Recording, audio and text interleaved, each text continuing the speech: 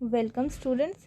अगर आपने अभी तक इस चैनल को सब्सक्राइब नहीं किया है तो जल्द से जल्द सब्सक्राइब कीजिए और साथ ही में जो बेल आइकन है उस पर क्लिक कर दीजिए ताकि जब भी हम न्यू वीडियो अपलोड करें आप तक नोटिफिकेशन पहुंच जाए। सो स्टूडेंट्स, जैसे कि हम संस्कृत सब्जेक्ट में दृश्य श्रव्य उपकरणों के बारे में पढ़ रहे थे, तो इसका जो फर्स्ट पार्ट है वो हम ऑलरेडी अपलोड कर चुके हैं। उस फर्स्ट पार्ट के लिंक को हम डिस्क्रिप्शन बॉक्स और कमेंट सेक्शन में पुट कर देंगे, तो आप वहाँ से फर्स्ट पार्ट को देख सकते हैं। अब तक हमने इंट्रोडक्शन वगैरह पढ़ा है, उसकी क्या विशेषता है दृश्य श्रव्य साधनों के, वो हमने पढ़ा है। अब आगे देखते हैं कि क्या है। दृश्य श्रव्य साधन समावेशेषु अधोलिखिताः विचाराः, कि दृश्य श्रव्य जो साधन है, ऑडियो विजुअल जो साधन है, उनमें कुछ विचार है निम्नलिखित। फर्स्ट है श्रव्य दृश्य शिक्षायै राष्ट्रीय संस्थानस्य संस्थापनम, कि दृश्य श्रव्य जो है, ऑडियो विजुअल जो है, उसकी शिक्षा के लिए राष्ट्रीय संस्थान की संस्थापन करना। फिर शिक्षण उपकरणानां निर्माणं व्यवस्थापनम च करणीयम, फिर शिक्षण जो उपकरण है उसके निर्माण करना, फिर उसको अरेंज करना, वो सब कुछ करना। प्रजाभ्य धनम स्वीकृत श्रव्य दृश्य साधनानां संचयनम, कि उनके लिए या उनसे धन लेकर, मीन्स थोड़े थोड़े हेल्प लेकर दृश्य श्रव्य साधनों का संचय करना। प्रशिक्षण पाठ्यक्रमे प्रौद्योगिक्या आयोजनम, कि जो भी टीचिंग या फिर जो ट्रेनिंग पाठ्यक्रम है उसमें प्रौद्योगिक आयोजन करना। विश्वविद्यालयेषु श्रव्य दृश्य विभागानाम आयोजनम, कि विश्वविद्यालयों में ऑडियो विजुअल विभागों का आयोजन करना।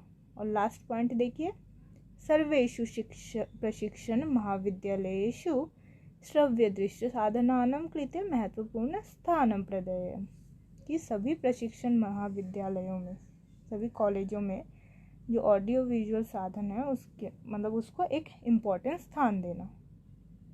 ये कुछ विचार है। उसके आगे देखिए, दृश्य श्रव्य साधनानां प्रकारः, ये दृश्य श्रव्य जो है साधनों के प्रकार। तो फर्स्ट है श्रव्य साधनानि अर्थात ऑडियो एड्स। सेकंड है दृश्य साधनानि विजुअल एड्स। और थर्ड है श्रव्य दृश्य साधनानि मीन्स ऑडियो विजुअल एड्स इति त्रिधा साधनानि सन्ति।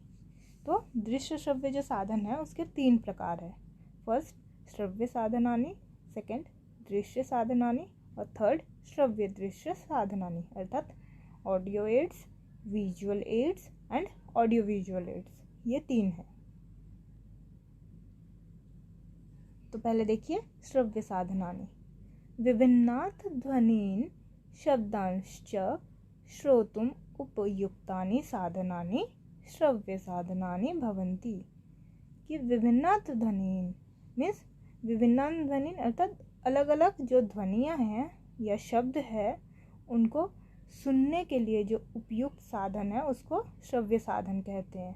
यथा जैसे रेडियो, ग्रामोफोन, ध्वनि पंचिका मीन्स टेप रिकॉर्डर, भाषा पंचिका मीन्स लिंगुआफोन इत्यादि श्रव्य साधनानि सन्ति, कि ये सब कुछ श्रव्य साधन है मीन्स जिसके द्वारा हम सुन सकते हैं, सिर्फ सुन सकते हैं, उसको श्रव्य साधन कहते हैं।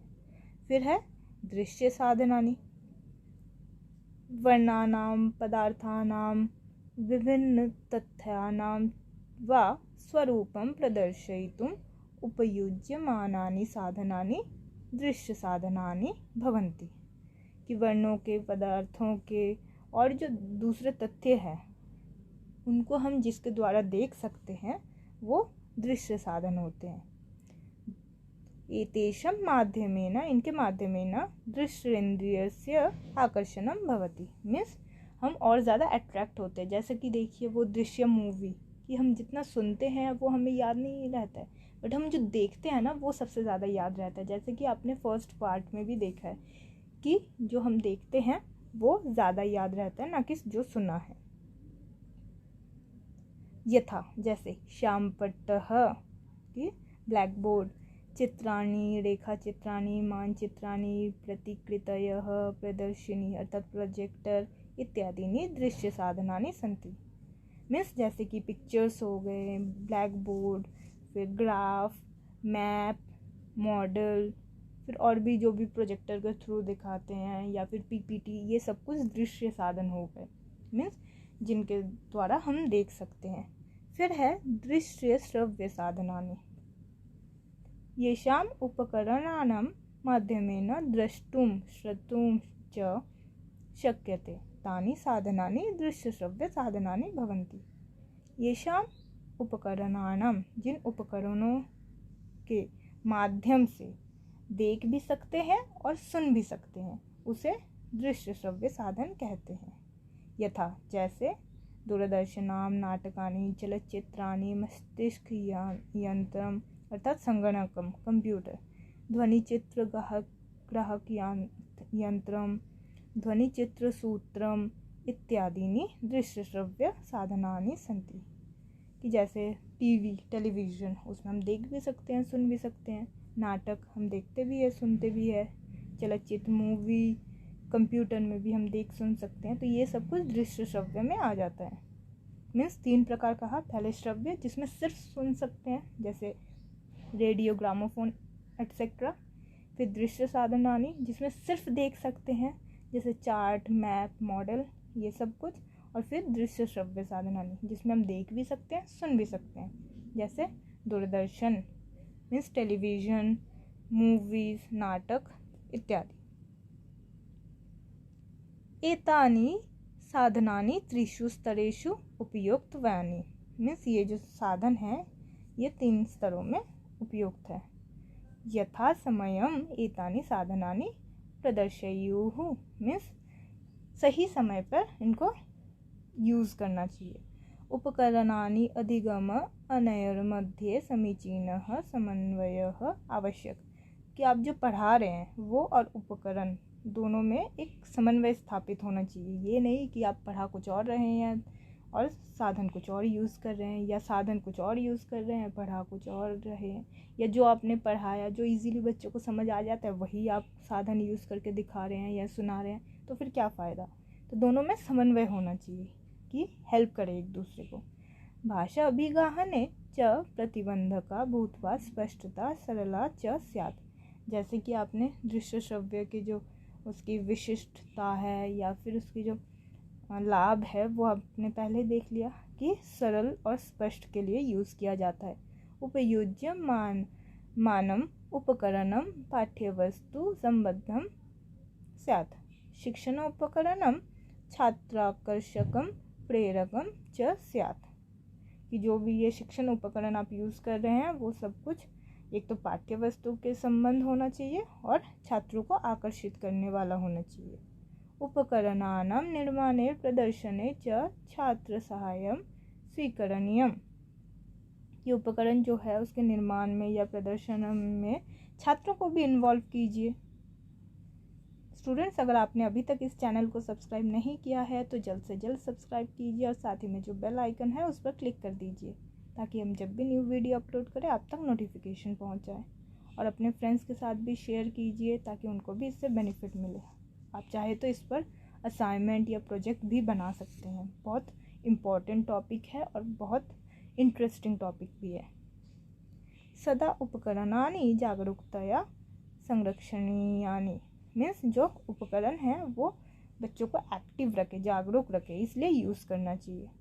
प्रशिक्षण स्तरे एकैकेन छात्राध्यापकेन एकस्य पाठस्य बोधनाय बहूनि उपकरणानि उपयुक्तव्यानि, कि जो प्रशिक्षण के टाइम है ट्रेनिंग पीरियड में छात्र जो है वो एक पाठ के बोधन के लिए समझाने के लिए बहुत सारे उपकरण यूज़ करते हैं। अतः प्रत्येक छात्राध्यापक ही स्वाध्यायपनानुभवे न्यूनातिन्यूनं 10 चित्राणि अथवा उपकरणानि उपयोक्तव्यानि इति नियमः परिकल्पितः। येन नियमः पालनं क्रियते तस्यैवाधिक अंकाः मिलिष्यन्ति। उपकरणानि प्रादेशिकभाषासमस्यां दूरीकुर्वन्ति, अतः प्रशिक्षणस्तरे एतेषाम् अनिवार्यता आवश्यकी।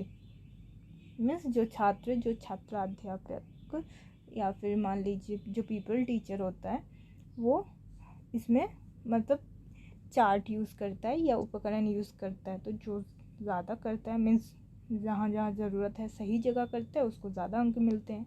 फिर इससे क्या होता है, जो भाषा प्रॉब्लम है ना वो भी नहीं होती, कि जिस बच्चे को समझने में प्रॉब्लम हो रही है वो उस उपकरण के द्वारा भी समझ जाता है। इसीलिए प्रशिक्षण के स्तर पर ये बहुत इम्पोर्टेंट है। व्याकरण शिक्षणम नीरसम जटिलम इति च सर्वे मन्यते, कि व्याकरण जो शिक्षण है वो बहुत जटिल है और नीरस है, ये सभी मानते हैं, हम भी मानते हैं। छात्राः अपि व्याकरणम इति नाम्नैव भीताः भवन्ति, तो स्टूडेंट्स जो होते हैं वो भी व्याकरण के नाम से डर जाते हैं। तत्र बहु कारणानि सन्ति, और इसके लिए बहुत सारे कारण हैं।